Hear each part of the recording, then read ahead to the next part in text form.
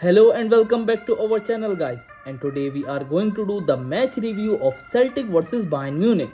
In this game, Celtic fought like a warriors, but Bayern Munich still have the advantage. A thrilling night at the Parkhead saw Brendan Rodgers' men battle back, but will it be enough for the second leg? So before we dive in, make sure to hit the like and subscribe button and ring the bell icon for all the latest football updates. Now let's get into the action. Celtic head coach Brendan Rodgers played this game with the 4-3-3 formation, in which he started Kasper Schmeichel at goal, Johnston at right back, Casper Vicker and Trusty were the two centre backs, and Taylor played this game at left back. In midfield, McGregor started this game alongside Engels and Hatate, while in attack, Kun started this game as a right winger, Maida as a left winger, and Adam Ida played this game as a centre forward.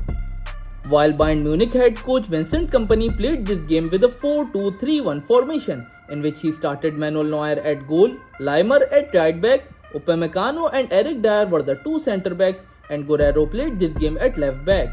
Goretzka and Kimmich were the two defensive midfielders. Jamal Musiala played this game as a central attacking midfielder. Olise played this game as a right winger. Leroy Sané played this game as a left winger, and Harry Kane started this game as a centre forward. So guys, at the start, Celtic Park was rocking, and within the first minute, it looked like the impossible might happen. Nicolas Kun's strike had the stadium erupting, only for VAR to step in and break every Celtic fan's heart. Harsh offside was given on Adam Ida, but the decision was correct. But let's be honest, after that early scare, Bayern took full control. But right before halftime, Michael Olise produced a moment of sheer brilliance. The touch, the moment, and then the finish.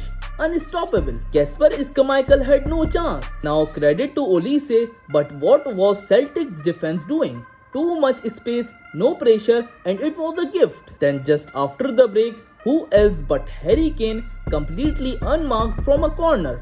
That's criminal defending from Celtic. Bayern go 2-0 up, and at that point you are thinking game over. But Celtic woke up. Dyson Maida came close. Arne Engels might have had a penalty. But let's be real, not enough in it. The VAR check was pointless. Finally, Maida gets his goal. The energy, the determination, this guy never stops running. After this game, Celtic fans believed again, and now they have to go all in for the second leg. So guys, now let's take a look at the match stats. Celtic took a total of 9 shots, in which only 2 of them were on target, while Bayern Munich took a total of 10 shots, in which 5 of them were on target. Celtic had 43% of possession, while Bayern Munich had 57% of possession. Celtic completed 487 passes, while Bayern Munich completed 654 passes. Celtic had 87% of passing accuracy, while Bayern Munich had 91% of passing accuracy. Celtic and Bayern both committed 4 fouls. Celtic and Bayern both committed 4 fouls, but they didn't got any yellow cards. So guys, Celtic keep themselves alive just. A 2-1 defeat isn't a disaster, but winning in Munich, that's a different beast. Can they pull off a miracle, or is this where their European journey ends? Let me know your thoughts in the comment section down below, and don't forget to hit the like and subscribe button for more football content. We will see you until next time. Thank you.